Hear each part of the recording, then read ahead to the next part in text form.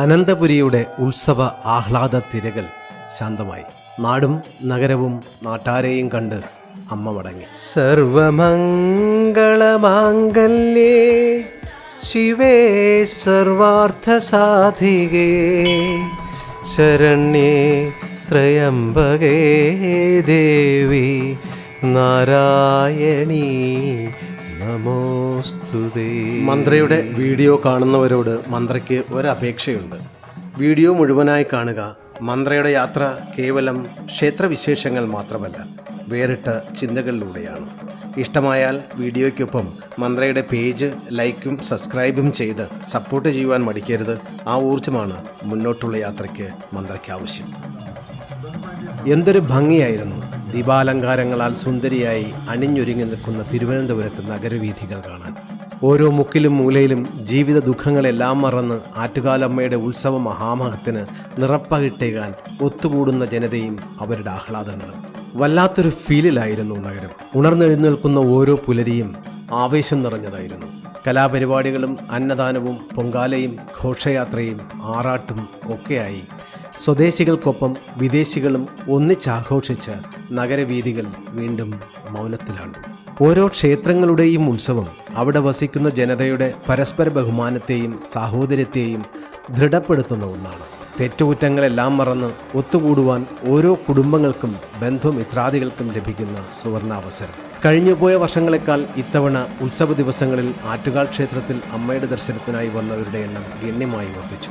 സ്വദേശികൾക്കൊപ്പം വിദേശ ടൂറിസ്റ്റുകളും പരമ്പരാഗത കേരളീയ വസ്ത്രങ്ങൾ ധരിച്ച് ആറ്റുകാലമ്മയ്ക്ക് പൊങ്കാലയർപ്പിച്ചു. ഇതൊക്കെ കണ്ട് കുരുപൊട്ടി സോഷ്യൽ മീഡിയയിലൂടെ പൊങ്കാലയെന്ന ആത്മസമർപ്പണത്തെയും അതിൽ പങ്കുകൊണ്ട പ്രമുഖരെയും തിരഞ്ഞുപിടിച്ച് ആക്ഷേപിക്കുകയും അധിക്ഷേപിക്കുകയും ചെയ്തവർ നിരവധിയാണ്. ഇതിനെതിരെ പ്രതികരിക്കുവാൻ ഭരണപക്ഷമോ പ്രതിപക്ഷമോ മീഡിയകളോ സാംസ്കാരിക പ്രതിഭകളോ തയ്യാറായിട്ടില്ല. ഒരുപക്ഷെ ഹൈന്ദവന്റെ വിശ്വാസങ്ങളും ആചാരങ്ങളും ഇങ്ങനെ കളിയാക്കുന്നതും ട്രോളുന്നതും നിത്യസംഭവമായി പുതുമ ഇല്ലാതായി തീർന്നതിനാലാവാം ഇന്ന് സമൂഹം വലിയ ദുരവസ്ഥയിലേക്ക് പരിവർത്തനം ചെയ്യപ്പെടുകയാണ്. ആചാരങ്ങളും വിശ്വാസങ്ങളും അനുഷ്ഠാനങ്ങളും ഒക്കെ ചോദ്യം ചെയ്യപ്പെടുന്നു. നീതിബോധം നശിക്കുന്നു. അനീതിയും അക്രമവും പെരുകുന്നു. കുടുംബ ബന്ധങ്ങൾ ശിഥിലമാകുന്നു. നമ്മുടെ കുട്ടികൾ വഴിവിട്ട് സഞ്ചരിക്കുന്നു. അച്ഛനമ്മമാരെ ഉപേക്ഷിക്കുന്ന ഇടത്തു നിന്നും വളരെ മുന്നോട്ട് പോയി അവരെ നിഷ്കരുണം വധിക്കുന്ന തലത്തിലേക്ക് കുട്ടികൾ എത്തി നിൽക്കുന്നു. പാഠശാലകളിലും കലാലയങ്ങളും മദ്യവും മയക്കുമരുന്നും കൊണ്ട് നിറയുന്നു. ശാസ്ത്രബോധവും സാക്ഷരതയും ഉണ്ടായിട്ടും കടുത്ത അന്ധതയിലേക്ക് ഒരു ജനതയെ ആരാലോ നയിക്കപ്പെടുന്നു. യുക്തിക്ക് വലിയ പ്രാധാന്യമില്ലാത്ത ഇടനാഴിയായിരുന്നു ഭക്തിയുടെ ലോകമെങ്കിൽ അവിടെ ശുദ്ധീകരിക്കപ്പെട്ട പോലെ ഒരു പരിക്രമണം ശാസ്ത്രബോധവും സാക്ഷരതയുമുള്ള ഇടത്ത് ലഭിക്കുന്നില്ല. വിശ്വാസമെന്നത് ഒഴിച്ചു നിർത്താൻ പറ്റാത്ത ഒന്നാണ്. തനിക്ക് ചെയ്യാൻ സാധിക്കാത്ത പലതും ഈ പ്രപഞ്ചത്തിലുണ്ട് എന്ന കേവല ധാരണ നമ്മെ മറ്റൊരു ശക്തിയിൽ വിശ്വസിക്കാൻ പ്രേരിപ്പിക്കുന്നു. ഈ ശക്തിയെ സ്വയം സൃഷ്ടിക്കലാണ് ഈശ്വര ആരാധന കൊണ്ട് നാം ചെയ്യുന്നത്.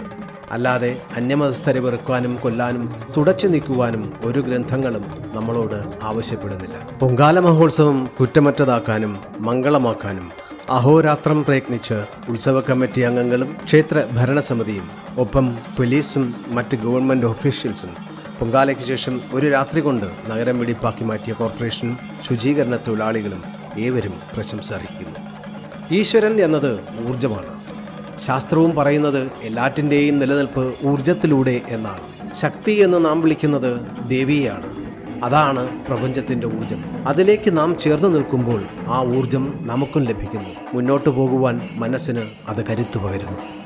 എല്ലാ ആറ്റുകാലമ്മ ഭക്തർക്കും ആ ഊർജവും ആയുരാരോഗ്യവും സമൃദ്ധിയും അമ്മ നൽകി അനുഗ്രഹിക്കട്ടെ. നമുക്ക് കാത്തിരിക്കാം അടുത്ത പൊങ്കാലയ്ക്കും മഹോത്സവത്തിനുമായി.